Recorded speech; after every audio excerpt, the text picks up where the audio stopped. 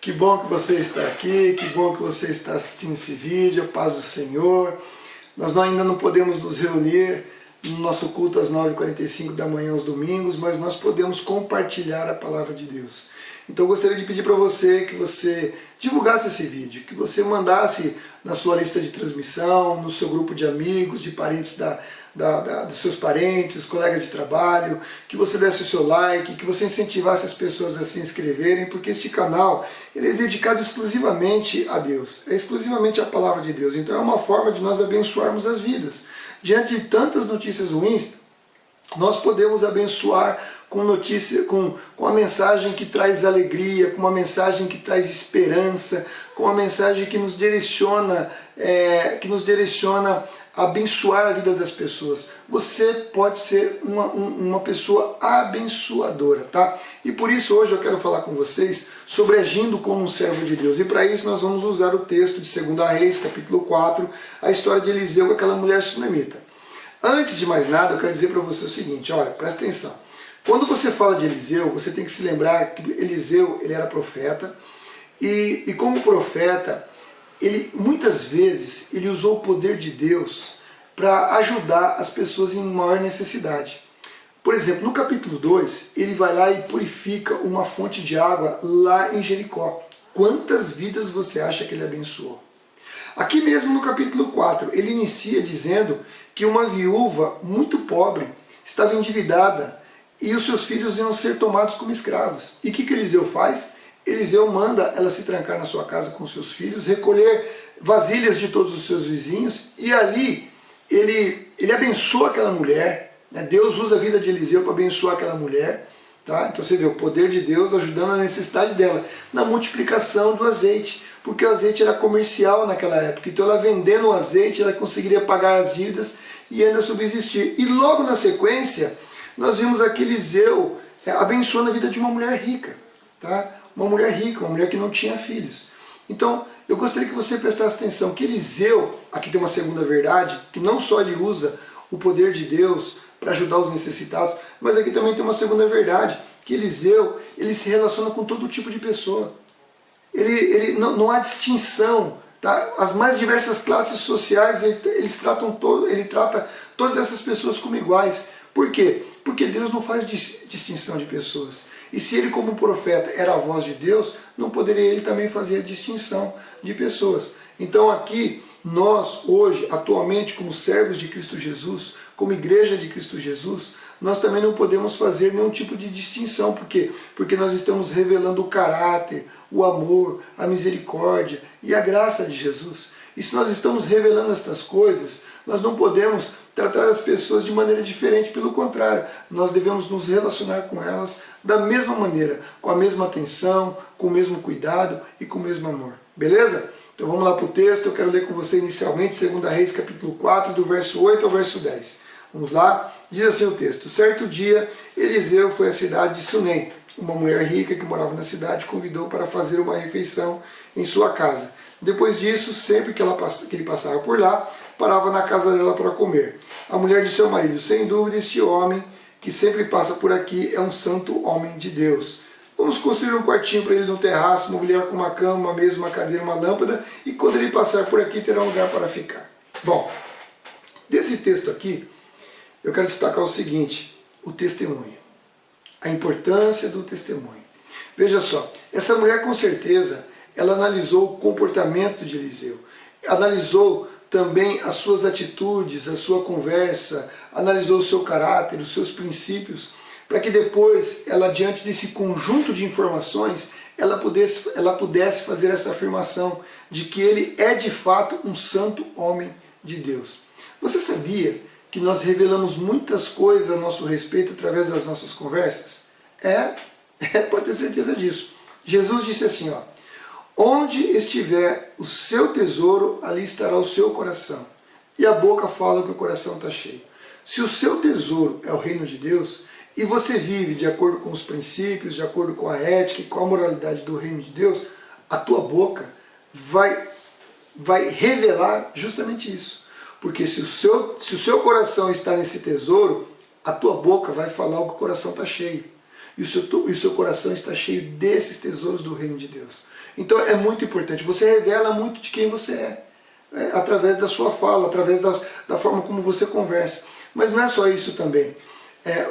Outra coisa que é muito importante para o seu testemunho é a maneira como você se comporta, como você tem agido. Tá? Nós temos que ter uma atitude santa, um comportamento santo, que revele a santidade de Deus. Porque Deus mesmo disse, olha, sejam santos, porque eu sou santo. Tá? Jesus, ele fez toda a vontade do Pai, cumpriu toda a lei, todo o propósito de Deus. E nós estamos aqui para quê? Não é para fazer a vontade de Jesus? Não é para cumprir os propósitos de Jesus na nossa vida? Então, da mesma maneira, o nosso comportamento, ele expressa quem nós somos. Então, Paulo disse assim, já estou crucificado com Cristo, e a vida que eu agora vivo, é Cristo vivendo em mim. Eu vivo pela fé no Filho de Deus. Tá? Então, o que Paulo está dizendo é que Cristo vivia nele. Então, a forma como você se comporta vai revelar também o tipo de pessoa que você é. Mas tem mais uma coisa que eu gostaria de falar, o tratamento que você dá para as pessoas. Né? Sabe, grosseria, falta de educação, rispidez, isso é desnecessário, não cabe com um cristão, não é legal com um cristão. Né? Nós temos que revelar o quê? O caráter, o amor, a misericórdia e a graça de Deus. E eu acho que essas coisas não combinam com essas atitudes de indiferença, atitudes de grosseria, atitudes de insensatez, de distinção de pessoas. Não compensa, isso não combina. Então nós temos que tratar as pessoas da mesma maneira. Então esse conjunto de coisas vai revelar quem você realmente é, o testemunho que você vai dar. Eliseu, ele era um livro aberto, e aquela mulher leu esse livro. Hoje nós somos esse livro aberto. E pode ter certeza que as pessoas que Deus coloca na sua frente estão lendo esse livro, beleza? Por isso que aquela mulher pôde falar com autoridade que ele de fato era um santo homem de Deus, e tomara a Deus que as pessoas possam dizer a mesma coisa de mim e de você, beleza? Só que Eliseu, olha só, Eliseu, ele foi abençoado por essa mulher com esse quartinho. E Eliseu queria abençoar aquela mulher também. E não existia uma situação mais humilhatória para uma mulher do que ela não poder ter filhos. Né? Era uma situação vergonhosa, era uma situação muito complicada, era um infortúnio, era quase um castigo divino a mulher não poder ter filho. E eu me lembro de Gênesis capítulo 30, quando Rebeca chega para Jacó e fala assim para Jacó, me dê um filho ou eu morro. Né? E aí você vê Jacó respondendo, por acaso eu sou Deus para dar filho a alguém? Você lembra também da história de Ana, lá em 1 Samuel, porque ela não podia ter filhos, ela estava derramando a vida dela no altar, clamando a Deus porque ela não podia, colocando a vida dela como se fosse uma mulher completamente humilhada diante da Panina, diante do Eucana, seu marido, que não estava compreendendo muito aquela situação. Então Eliseu foi lá e abençoou aquela mulher e disse que ela teria um filho. Ela no começo ela não quis acreditar, mas o fato é que o filho veio e ela criou aquele menino com muito amor, com muito carinho, e chegou um momento que esse filho morreu. E agora eu quero ler com você essa passagem aqui, né, esses versículos, para a gente tirar algumas lições práticas e bem rápidas a respeito desses versículos. Diz lá a palavra de Deus no verso 20. O menino teve uma dor de cabeça e o pai mandou que levasse o menino de volta para casa. A mãe chegou, colocou o filho no colo e o filho morreu no colo dela. O que ela fez? Ela foi lá e colocou o filho na cama do homem de Deus, naquele quartinho que ela tinha feito, fechou a porta e mandou um servo pedir para o marido uma jumenta para poder visitar o homem de Deus. O marido perguntou, por quê? Não é sábado, nem dia santo, por que você quer ir lá? Aliás, não é sábado, não é dia de lua nova e nem um dia especial, por que você quer ir lá? Ela falou assim, olha, não se preocupe, eu vou lá e daqui a pouco eu volto. E aí disse para o funcionário dela, ó, o negócio é o seguinte, vai rápido e só diminui o passo quando eu te mandar. E partiu para ver o homem de Deus. Essa aqui é a história. Bom, o que eu quero destacar aqui? Eu quero destacar o seguinte, que essa mulher, ela decidiu confiar em Deus, mesmo diante de um quadro caótico, mesmo diante de uma situação desesperadora na frente dela. Ela preferiu confiar em Deus, ela decidiu confiar em Deus e não naquilo que estava à frente dela, não naquilo que ela estava vendo. Você já se colocou na situação dessa mulher? Que situação difícil. De repente ela não podia ter filhos, teve um filho, criou aquele filho com tanto amor e de repente o filho morre nos braços dela. Realmente uma situação de muito desespero. Mas a conclusão que eu chego diante do relato bíblico é que essa mulher, ela tinha plena convicção que o filho era uma bênção que Deus havia dado para ela. ela tinha plena convicção, porque ela não podia ter filhos. E de repente Deus abriu a madre, como dizia na Bíblia, e ela teve um filho. Então ela tinha plena convicção que aquilo que Deus dá, Ele não tira. Né? A gente sabe que existem muitas circunstâncias da vida, muitas coisas que acontecem, mas as bênçãos de Deus, elas são nossas, e Deus não toma de volta. Né? Então eu gostaria que você prestasse atenção numa coisa. O nascimento daquela criança, o filho daquela mulher, não foi um fruto do acaso, mas foi uma bênção divina, como sua vida não é fruto do acaso. Você pode ter certeza disso. Tá? Então preste atenção numa coisa que eu vou dizer para você. Tá? Aquilo que Deus te deu é teu, Ele não vai tomar de volta. Tá certo? Então você tem que tomar posse disso. E a mulher sabendo disso, a mulher sabendo que a bênção de Deus pertencia a ela, ela tomou uma decisão muito certa. Ela manteve a calma e ela pediu a Deus para poder confiar em Deus. É o que nós devemos fazer. Quando nós estamos diante de uma situação complicada, o que nós devemos fazer? Nós devemos pedir a Deus para manter a calma, para continuar confiando em Deus, mesmo diante da situação desesperadora que se coloca à nossa frente. Ela não colocou aquela situação no campo da impossibilidade. Aquela mulher não colocou aquela situação no campo da irreversibilidade. Pelo contrário, aquela mulher não achou que existia algo que fosse impossível para Deus. Não, pelo contrário. Pelo contrário, aquela mulher ela confiou plenamente na promessa que Deus havia feito através da boca do profeta, quando disse que ela teria um filho. Ela confiou. Simples assim. Ela confiou em Deus. Olha o que diz o texto. Mande um dos teus servos e uma jumenta, para que eu vá depressa falar com o homem de Deus e volte em seguida. Não se preocupe. Tá bom? Segunda coisa que eu queria dizer para você é que aquela mulher, a confiança dela não retirou o sentido de urgência daquela situação. Veja bem, são duas coisas diferentes. Uma coisa é urgência, outra coisa é desespero. Aquela mulher, ela sabia que aquela situação demandava uma urgência. Contudo, a sobriedade e o discernimento não permitiu que as emoções dominassem ela e ela entrasse em desespero. Em momentos como esse, o que nós devemos fazer? Respirar fundo e pedir a Deus, respirar fundo e pedir a Deus para que Deus nos dê domínio próprio, para que nós possamos continuar confiando em Deus e assim agir com discernimento diante da situação.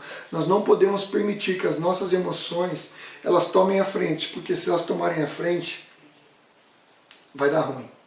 Se as nossas emoções tomarem a nossa frente, é o princípio do fim de todas as coisas. Aquela mulher, ela tinha plena convicção de que Deus não é pego de surpresa. Ela podia ter sido pega de surpresa, mas Deus não é. Eu e você, nós podemos ser surpreendidos com algum evento, mas Deus nunca é surpreendido por evento algum. Sabe, Deus nunca se sente confuso com nada. Aquela situação pode ter causado uma confusão na mulher, mas Deus me deu filho e de repente agora me tira o filho, eu estou me sentindo confusa. Mas Deus não estava confuso diante daquela situação. Você pode ter certeza de uma coisa, e aquela mulher tinha certeza disso, que a história da vida dela estava sendo escrita por Deus, que Deus tinha um absoluto controle, que a soberania de Deus continuava sendo aplicada na vida dela. E nós sabemos que a soberania de Deus é governada, sabe por quê? Pela graça, pela misericórdia e pelo amor do nosso Senhor para com as nossas vidas. Amém? Então não é necessário desespero. Você pode aplicar isso na sua vida. Seja qual for a situação que você esteja vivendo ou que você vá viver, lembre-se disso. Você pode respirar, continuar, pedir a Deus domínio próprio, para continuar confiando em Deus, para que você não entre em desespero. O desespero não vai cooperar. O desespero não coopera com a vitória. O medo não coopera com a vitória. Amém? Olha só o texto que essa mulher diz para o servo. Rápido, só diminua o passo quando eu mandar. E partiu para encontrar. Quer dizer, ela tinha um sentido de urgência, mas não estava desesperada com relação. Ela não saiu gritando, ah, meu filho morreu, meu filho morreu. Não, pelo contrário. Ela estava angustiada, ela estava aflita, mas ela estava segura de que Deus tinha o controle daquela situação. A nossa centralidade em Cristo, sabe, nos dá o sentido de urgência, por exemplo, do momento que nós estamos vivendo, da necessidade de você trazer palavras de refrigério para as pessoas, de você trazer, ser talvez uma válvula de escape para tirar a angústia das pessoas, para aliviar o sofrimento das pessoas. Então há sim uma urgência, há sim uma rapidez necessária, mas o discernimento de continuar crendo em Deus tem que prevalecer e de que Deus está no controle de todas as coisas. Amém? Agora olha só, Eliseu tratou a situação também com a devida cautela que era necessária. Olha só, olha o texto que diz, 2 Reis 4, 26 a 29, um resumo, tá? Corra ao encontro, aliás, Eliseu mandando Geazi correr ao encontro da mulher e perguntar para ela, está tudo bem com a senhora, com o seu marido e com o seu filho? Você entendeu a preocupação? Eliseu de longe viu aquela mulher e percebeu que tinha algo errado. Viu que ela estava angustiada, viu que ela estava aflita, e ele se preocupou com ela. Ele se preocupou com ela. Então daqui nós podemos tirar uma lição, né? A primeira lição que eu quero tirar com você é que nós devemos agir com toda a atenção necessária. Como representantes de Deus nessa terra, né? Nós devemos estar atentos às necessidades das pessoas que estão ao nosso redor.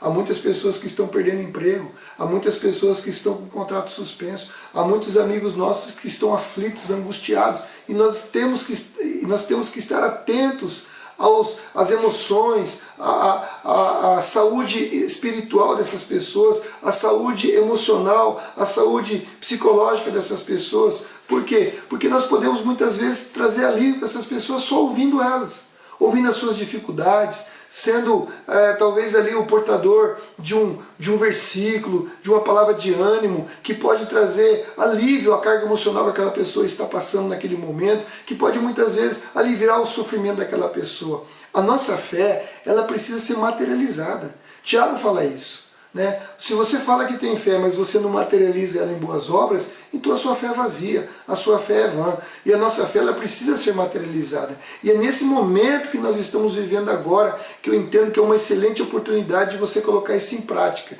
de você colocar essa fé em prática. Então aproveite a oportunidade. Você pode abençoar muitas vidas simplesmente ouvindo, pegando o celular, ligando, mantendo contatos, separando versículos na Bíblia e despachando para as pessoas, mandando para elas. Olha quantos feedback eu tenho que são legais, as pessoas dizendo, puxa, eu precisava ouvir isso. Faça a mesma coisa, inunde as redes com palavras que tragam alegria, com palavras que tragam esperança. Faça isso, né? E a segunda coisa é que Eliseu,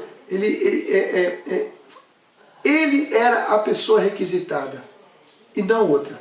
Então faça o que você deve fazer. Não mande os outros fazer aquilo que cabe a você fazer. Olha só o que essa mulher diz para Eliseu lá no verso 30. Tão certo quanto vive o Senhor e tão certo como sua própria vida, não voltarei para casa se o Senhor não for comigo. Preste atenção. Muitas vezes Deus coloca uma pessoa na tua frente porque você é o instrumento de Deus para abençoar aquela vida. Então não mande outra pessoa no seu lugar. Não transfira essa responsabilidade para outra pessoa. Se Deus quisesse que fosse outra pessoa, Ele colocaria essa pessoa na frente dela. Mas Ele colocou na sua frente. Muitas vezes a pessoa entra em contato com o WhatsApp ali e você de repente pode até falar assim, ah, não, depois eu respondo e acaba esquecendo. Não faça isso. Não faça isso. Em nome de Jesus, não faça isso. Dê atenção às pessoas. Sabe, você pode demonstrar que você se importa com as pessoas ouvindo elas, ouvindo as suas necessidades. Né?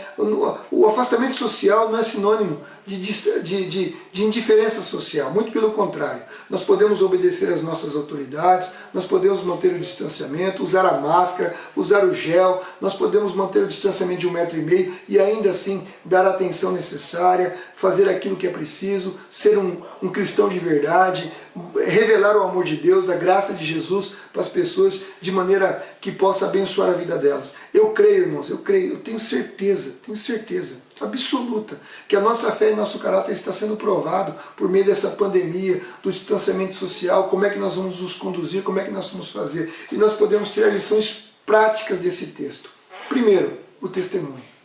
Qual o testemunho que nós damos? É Cristo vive em nós. Segundo, confiar em Deus. Terceiro, a urgência, a noção de urgência da situação que nós estamos vivendo e para isso ser talvez um refrigério, ser uma válvula de escape, ser alguém que traz alívio para as pessoas. Amém? Quarto, dar a atenção necessária, se importar com o próximo, com as suas necessidades, com as suas angústias, com as suas aflições. com o seu grupo de amigos, com o seu grupo de parentes, com seus colegas. Você pode abençoar essas vidas e agir ao invés de delegar. Eu tenho certeza absoluta que isso faz diferença não só na sua vida, mas na vida da pessoa que está à sua frente. Amém?